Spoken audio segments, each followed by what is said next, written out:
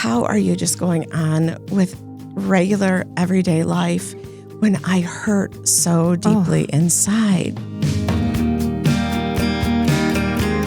Welcome to Currently the Conversation, brought to you by TVC Cherry Capital Airport, your Northern Michigan connection. I'm your host, Christal Frost, and today we're talking about one of the most universal yet often misunderstood human experiences, grief. And we're joined by someone who has dedicated her professional life to walking with people through that experience. Please welcome Mindy Buell, CEO of Michael's Place, a nonprofit grief support center that has been serving Northern Michigan for 25 years. Mindy, you and I have known each other for such a long time. For a long time, right. And I'm so happy to have you on the show today. Well, thanks for having me. You know, before we really get into Michael's Place itself, I want to start with grief. And we all know loss. Right. But many of us don't know grief. And from your perspective, working with families for decades, how do you kind of separate the two, the grief and the loss? And there's a lot of commonalities there, but there's a lot of myths around grief too. Oh, there are. And a lot of times grief and depression get kind of mixed together, and they're actually two very different things. But it's hard to be able to tell at some places because the side effects are similar. When we were starting for Michael's Place, and over the last 25 years, we've had people call us about, hey, I'm grieving, and they will say, I'm going through a divorce, or I've had this, terrible thing happen to my family. And we do recognize that that is grief, and that grief comes in so many different forms, right? At Michael's Place, we work with those who are grieving a death. A death, yeah. Yeah, and in the beginning, we used to say death of a loved one. Yeah. But we started to realize that we don't love everyone who dies, right? Sometimes it's really a complicated relationship. And so Michael's Place works with people who are grieving the death of someone significant in their lives. And, that's such an interesting point. And I'm really glad that you brought that up, because grief is still possible even if you didn't have that love feeling, because it's the loss of the chance. That's exactly right. It is really complicated, and it has a lot of layers to it. And so if you have a relationship that is wonderful and that person dies, that is incredibly traumatic. It's tragic, and it's trying to pick up the pieces from that loss.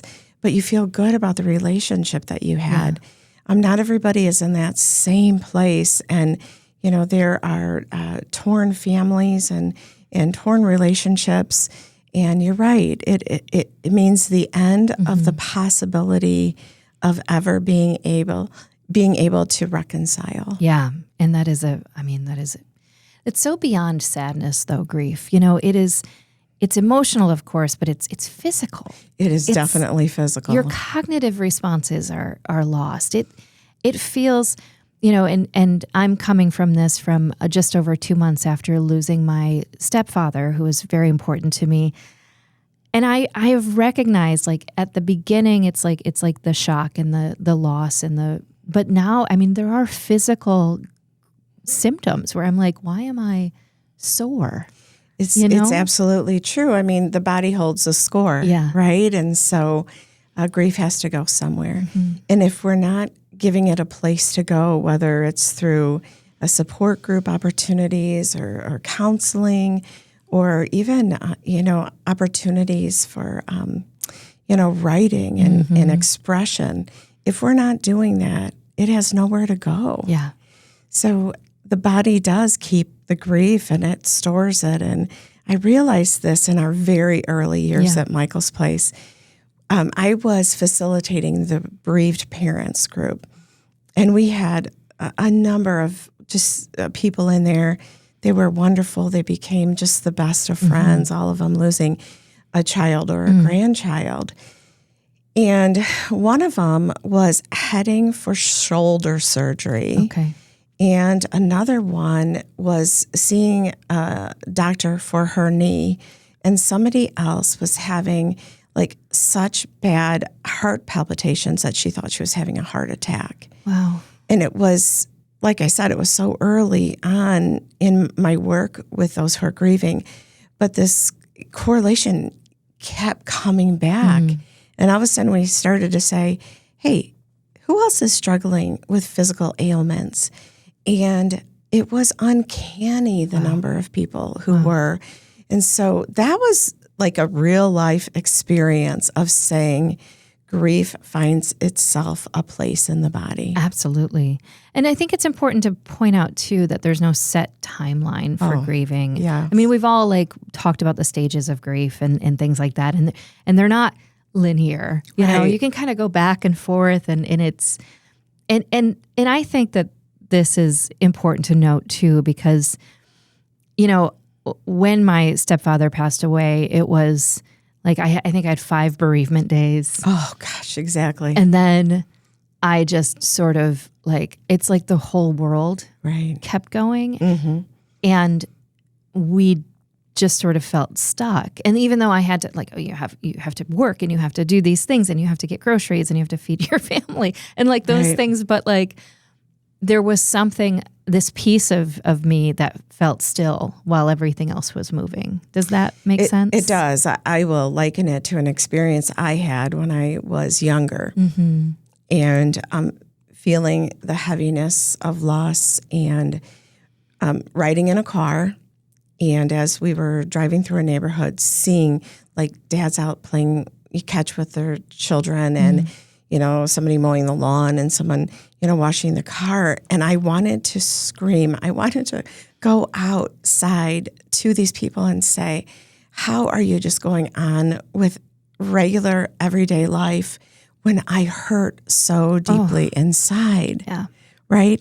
And so that's grief. That's grief. Wow. Wow. You know, you've mentioned a few times about the early days of Michael's Place, and to have such a beloved organization that has been around for 25 years, and you were there from the beginning. That is very difficult to do. You don't see it often where you have, you know, an individual who kind of came at the start and has continued to lead the organization through a lot of evolution, a lot of change. But I want to like take it back to that beginning, that origin story and the reason that it exists. And when it was founded in 2001, it was founded by someone, Christal, who was honoring her cousin Michael, hence Michael's Place, because she saw what unresolved grief does to families and communities. Right.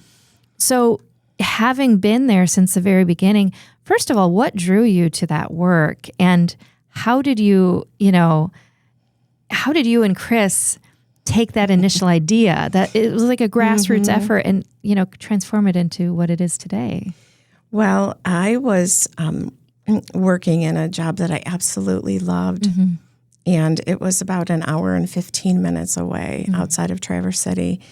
And I loved my job. I was a principal of a middle school, high school of all at-risk youth. And it was an incredible experience for me. And at that time, I had 2 young boys. They were 17 months apart. And my youngest he was around 6 months old.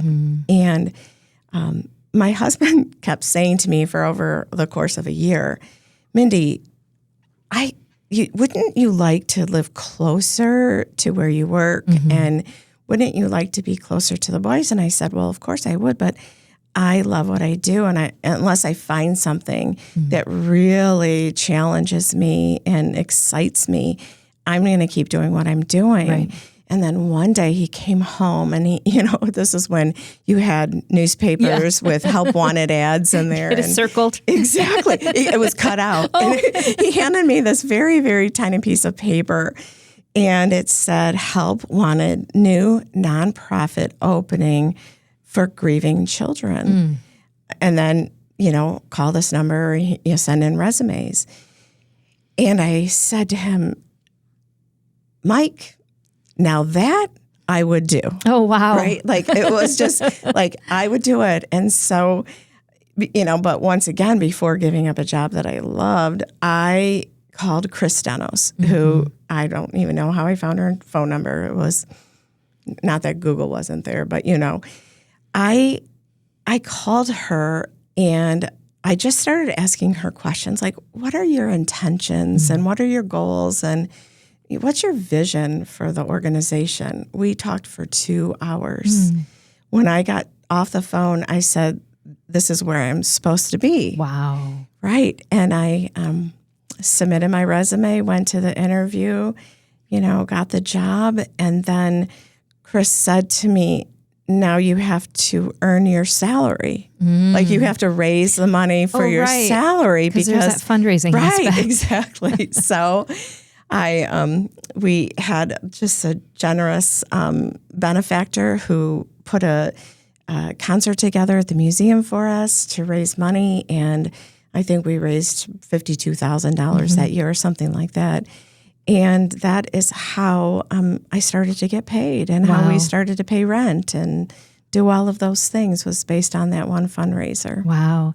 I'm thinking about the sort of the through line when working with at-risk youth, which is where you came from, and sort of your first love, and then working with grieving families, specifically the trauma. Oh, right. Exactly. You understand, you see the trauma. And in unresolved grief, that's how a lot of kids can end up in a position where maybe they need a little more help. Well, that's absolutely the case. And, there's grief everywhere in the world. I mean, we can't run and hide from it as much as we'd like to think we can.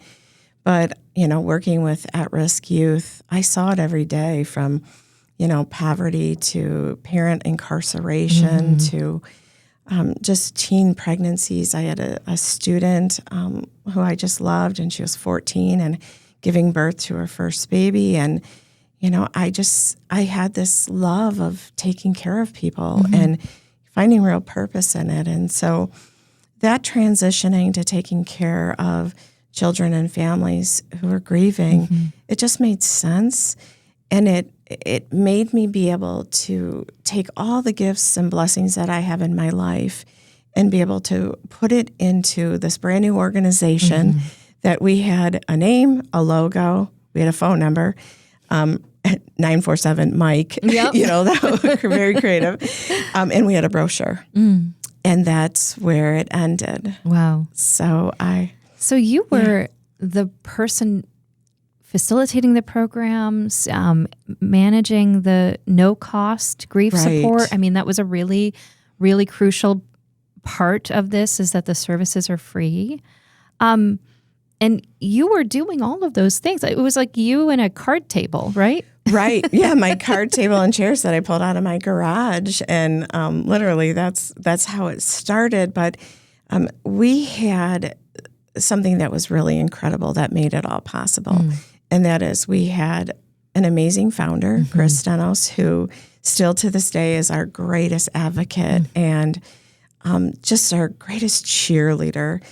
And so having Chris, but we also had volunteers who rose to the top and said, we want to become trained facilitators and facilitate support groups.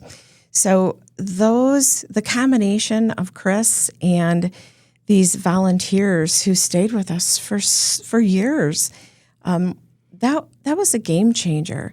So even though I was alone, as a staff of one for many years, we had interns who came in and, helped support us in a number of ways and terrific volunteers. Wow.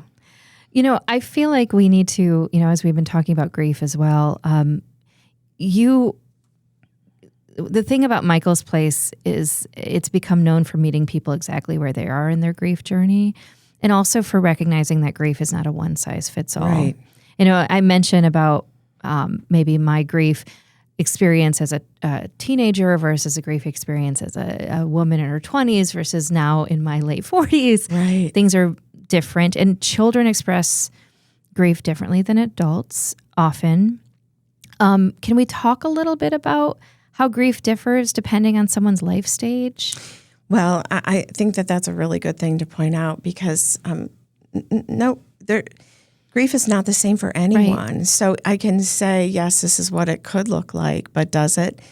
maybe, but not necessarily, because it's really based on a set of circumstances within each individual's life. But for children, children look at death in a very different way than once they get to preteen and teen years. And, when they're younger, we have documentation that supports that even infant babies, they feel the grief.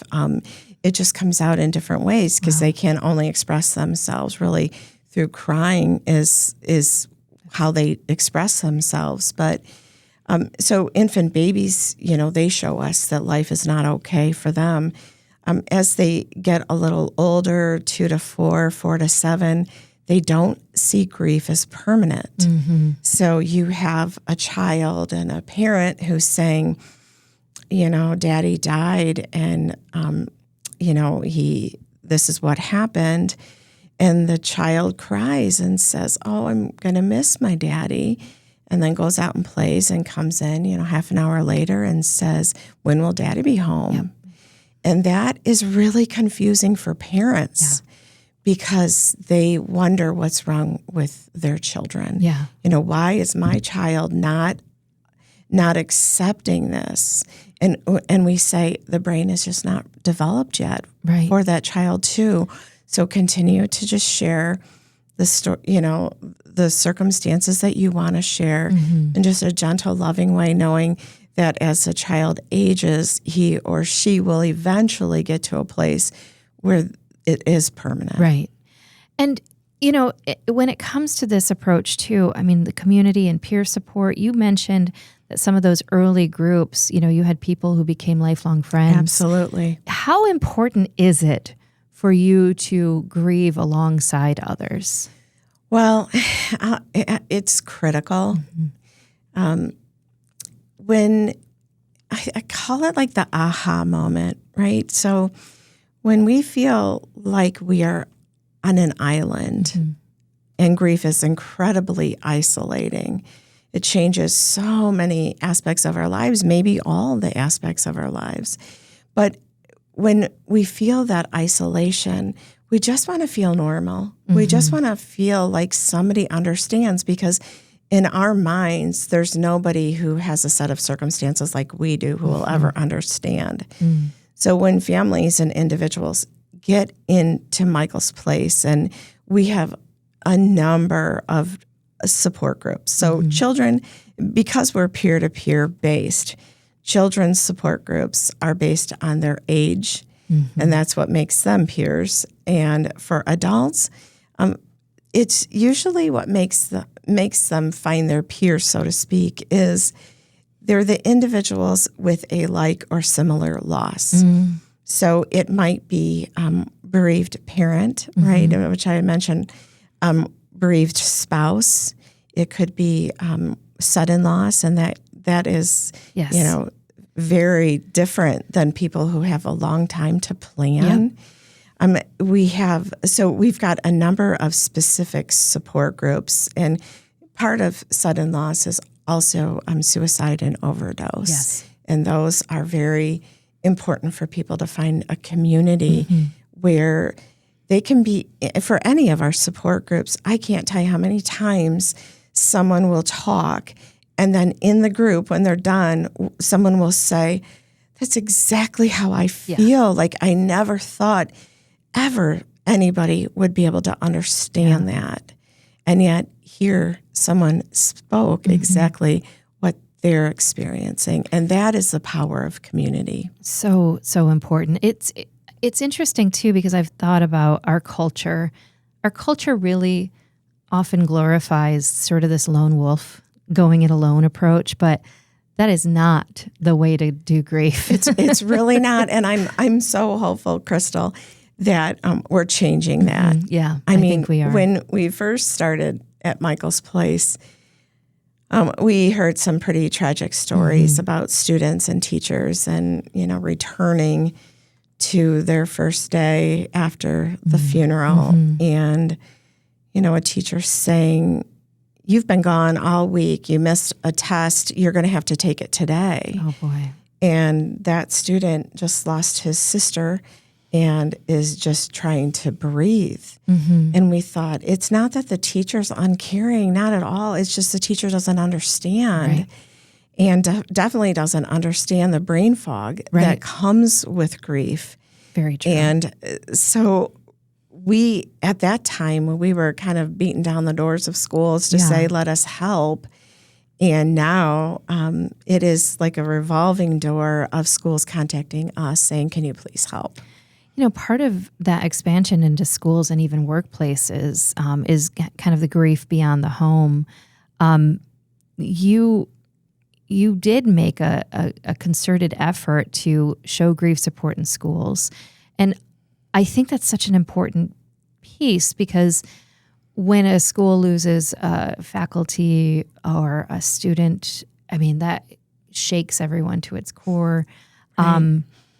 And so, and even like grief in the workplace after the death of a colleague, you know, what are the specific tools that you can provide, you know, to those kinds of spaces? Well, for schools, we have a number of opportunities for them. We have in-school support groups where we actually go into schools, and during the day, students, you know, once again, by peer, you know, by age group, they work with one of our staff members. That is something that we have found to be a life-changing experience for those students who maybe they felt like they had no one in school, and all of a sudden they're sitting across from somebody they did not know, you know, is also going through something that they're going through. Yeah. And so it really builds friendships that they may not have otherwise had. We created a school grief crisis plan, and that is a template that we go to schools and we train them on how to be prepared to respond to a death in the school community.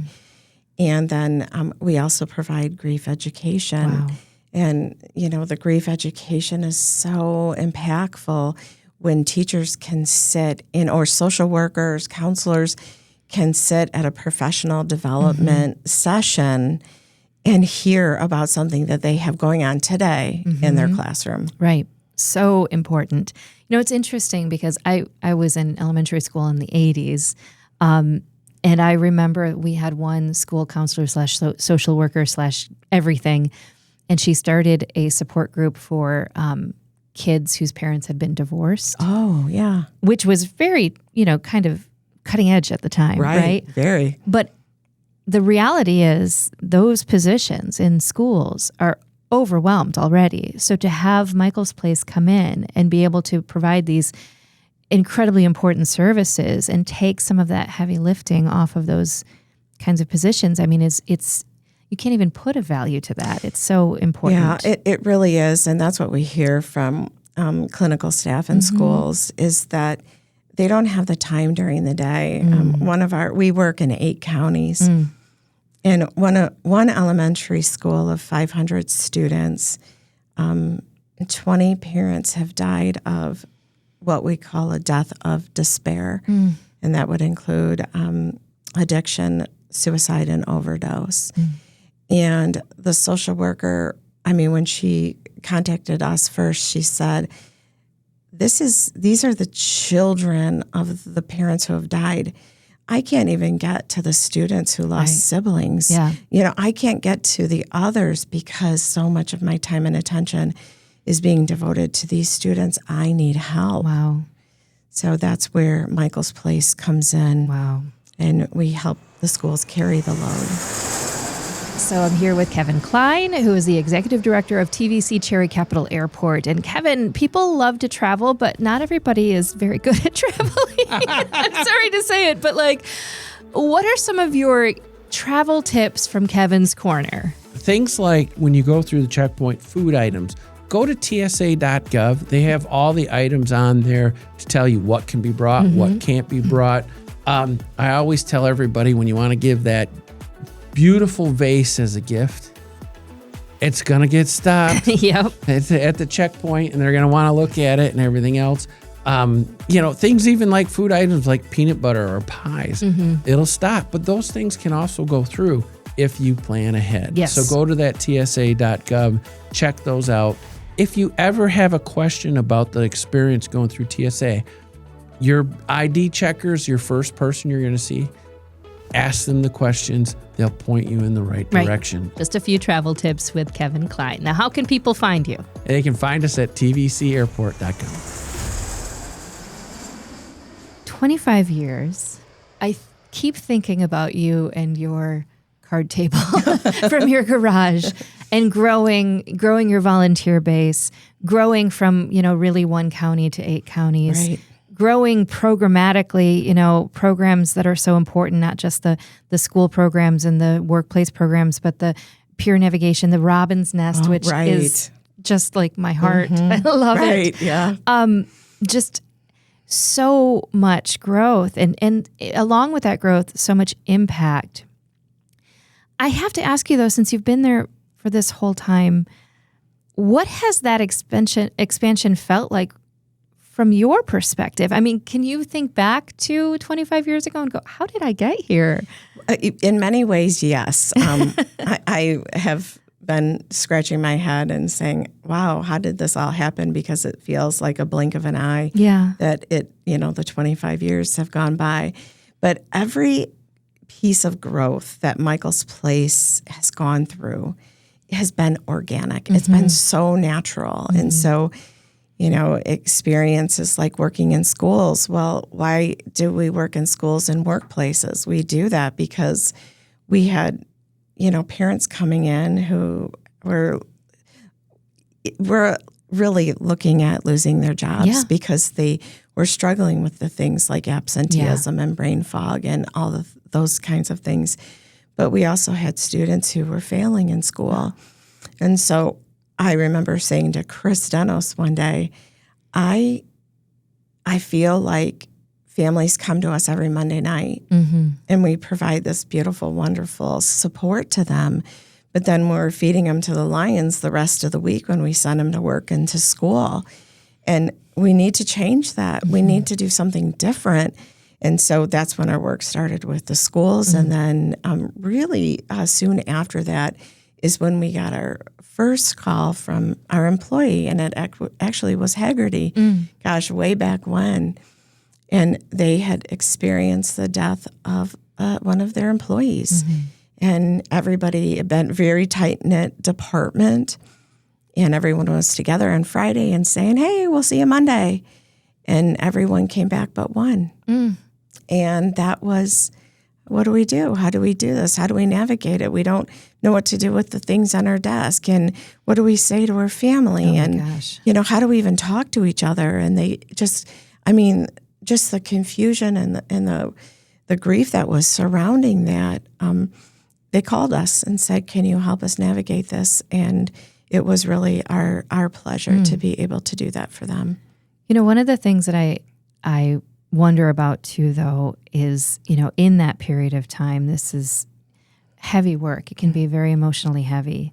How do you, as a leader, but then also, working with volunteers, working with a staff, how do you make sure you're maintaining your own mental health and wellness during this? Because I can imagine it's got to be some of the heaviest work you can do. That's a great question. I will say that it is something that we talk about on a regular basis with our staff and with our volunteers. We have someone who's on our staff, and she devotes so much time to talking to our volunteers and debriefing with them and being present for them. And we have continuing education that we do for them. But we also have, even though they may have been there for a few years, we get together so many times a year and, without anybody else, just our volunteers. And we, process through what we've been going through and, continue to add training.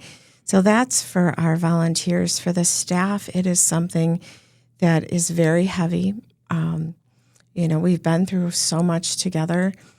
And sometimes a story will get to be too much. And I'll have someone walk in my office or one of our clinical staff members offices and say like, okay, I need like time right now. Yeah. And it's uncanny how everything stops and the focus is solely on that individual who just needs it. Our board of directors is so attuned to the staff and what they're carrying on a daily basis.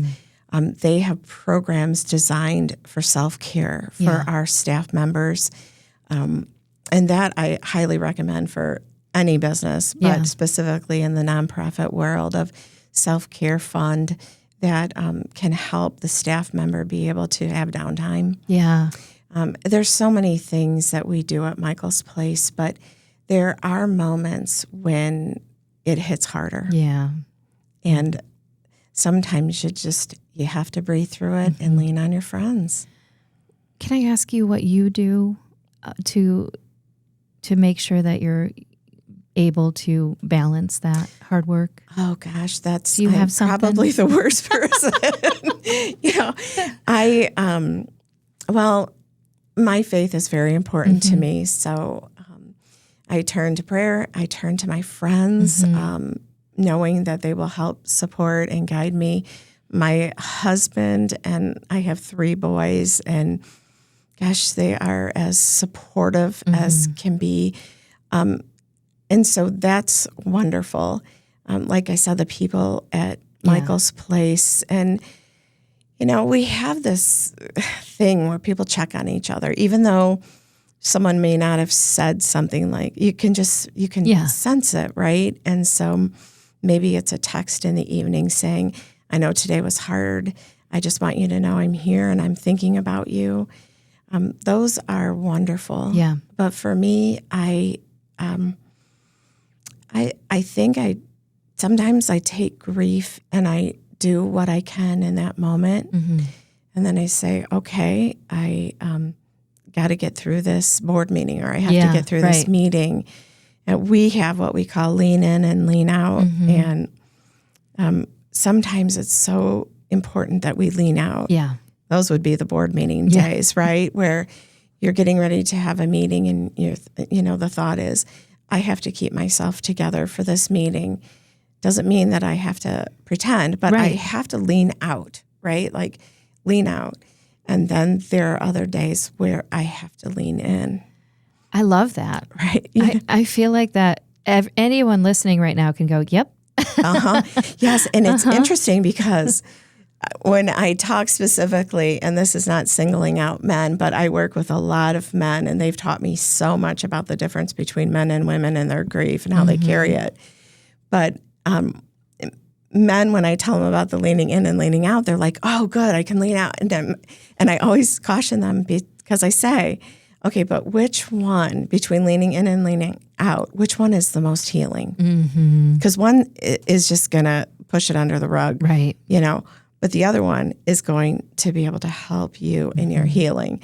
So they don't necessarily want to hear that, but it's really important for it to be said, is that sometimes we need to turn on the music that takes us right back there, or we need to go through the photographs, or we need to do something that just brings us to the moment that we're in this very second, and say, I have to be honest, it hurts. I am in so much pain, and just get that out. And whether it's talking about it or writing about it or doing some art, just getting that out, that is the leaning in.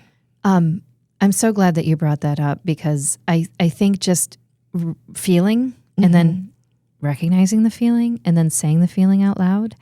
I've found myself, sometimes I love music and I listen to music a lot, but I will go back to certain songs that I know are going to allow me to feel. And I kind of call it grief cleaning. It is. Where I'm just That's like, exactly okay, right. I'm listening and I'm cleaning, and that's my time. And it's been really beneficial. It is very beneficial. And, it's whether you're grieving a death or anything else, leaning in and leaning out are really critical. I want to talk about the future. you've continued to provide services at no cost to families who need them. That has become sort of like a tenet of the philosophy of Michael's Place, and it's a powerful commitment. So how are you funding these services, and how can people watching or listening right now, like beyond emotional support, beyond the incredible, crucial volunteerism that you need, how can people support this work and make sure that Michael's Place is here when they need them? Well, I'm just going to go back one step further to say, if there are times where people wonder, why are you no cost? Yeah. And, we see so many of our families who are grieving the death of the primary or secondary breadwinner. Mm-hmm. They have been, they've gone through so many medical things, and they're staring at so much money and medical bills. Their funeral costs are expensive. There are just so many reasons why, if we charged, people would have a barrier to getting to us. So instead, offering them no cost, it breaks down all those barriers that I just mentioned, and it opens the door for them.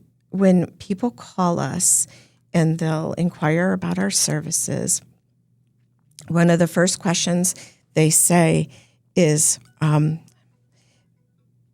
they'll say, how much is it? Do you take insurance? Mm-hmm. And the answer is, it won't cost you anything. Mm-hmm.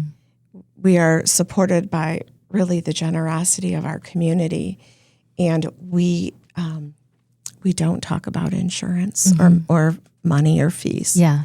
And the response is always the same. It's usually like the tears or the, oh my gosh, I was so worried I wouldn't be able to see afford a relief. it. Yes, it is the complete relief that they feel. And, sometimes people are with us, depending on the circumstances, for 2+ years. Mm-hmm. And, the thought of paying for counseling would be, they'd never be able to do it. So then they wouldn't get it, right? They wouldn't get the support. But they can come to Michael's Place, and it can be a no cost. But it is truly by the commitment and the generosity of supporters in our community. We have a big event that we do every year. It's a Restoring Hope Luncheon, a 1-hour event where we share our mission. It's lovely, by the way. Thank you. So we do that where it's really a testimonial based, and we talk about where we've been and where we're heading for the following year. That when we started to do that changed the whole trajectory of our fundraising platform. We moved into people making pledges, and that has it allows us to be able to budget in a whole different way. Right. We have been doing a movie night in the spring, and this year, celebrating our 25th anniversary, we did a concert that Some Like It Yacht. Some Like It Yacht, and I really, I wanted to go so bad because I love yacht rock. Oh my gosh, it was. Thank you. It was so much fun. Judy Harrison and her crew, they were tremendous, and the energy was just on fire all night from the beginning to the end. And the opera house was just packed. It was jamming. It was jamming. And so once we moved from the movie night to that, we said, oh, we have to stick with this. Yeah. The pledges, the grant support through foundations, through community organizations, all of those ways are so critical to supporting Michael's Place. And what I'd love for people to know and realize is that it doesn't have to be this extreme amount. Right. It can be, $5 a month. It could be $10 a month. It could be $100 a year. It could be $50 a year. Especially when it's done in a pledged manner where we know every year for the next so many years we're going to receive that $50. that's tremendous to us. It does change the way. It does. Yeah. And it also allows people to, because I think sometimes people have this idea of philanthropy that if you don't have a lot of money, you can't be someone who gives, but that's not it. Oh, not at all. You can give at any sort of whatever works for you in your budget. That's right.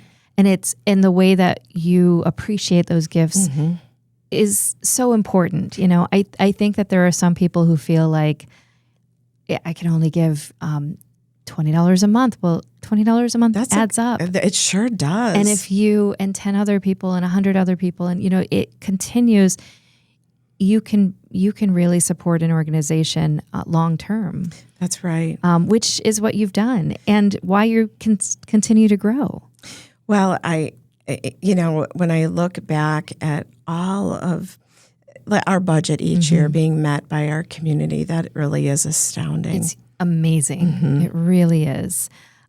You have some things that are coming up too, and I know you have something that you announced at the luncheon about the podcast, which is going to be coming up soon. I'm not going to give any other details. I want people to be very excited about it, but look wherever you get your podcasts for the Michael's Place podcasts are going to be coming up soon. That's right. It will be launched. I can't tell you when, the exact date, but it is called Restoring Hope, a Michael's Place podcast. And it's really conversations about grief, I also want to point out too that it's not, I feel like people go, oh gosh, that sounds like it's going to be a bummer. It's not. Oh no.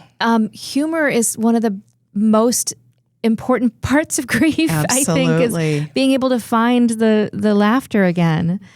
And I can't wait to listen to the podcast. I'm so excited. Great. You're deepening your community partnerships. We are.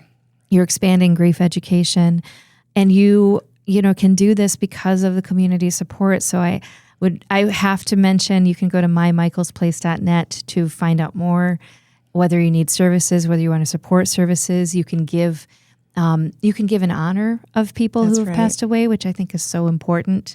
What a beautiful way to honor someone is by helping another person heal. Love that. And you're just going to keep doing it for another 25 years, That's Mindy? right. Do you have Absolutely. it in you? I don't know how long I have, for myself, but I will say that it has been a tremendous journey. The road was not always paved, right? And there were a lot of uphill battles and things as we tried to find out who we were. But we know who we are at Michael's Place, and we have a staff and volunteers who are filled with joy. That's wonderful. And it is the balance of the grief. And so it is our goal, our number one goal that we have for anybody walking in through our doors is that they feel welcome, warm, welcome, and that they know that they are exactly where they need to be. I love it. I love it so much. And I want to say thank you so much for coming today and for 25 years that you have put into this mission, building organically based on what the community needed for the last 25 years. It's just so beautiful. I would definitely encourage people to find out more about Michael's Place at mymichaelsplace.net. And Mindy, thank you for this deeply important conversation, for your leadership, your compassion, your willingness to make space for grief in a world that often avoids it. Before we sign off, again, just go to mymichaelsplace.net to learn more. And thank you for joining Currently the Conversation, brought to you by TVC Cherry Capital Airport. It's your Northern Michigan connection. May we all learn to meet grief and each other with more understanding and care.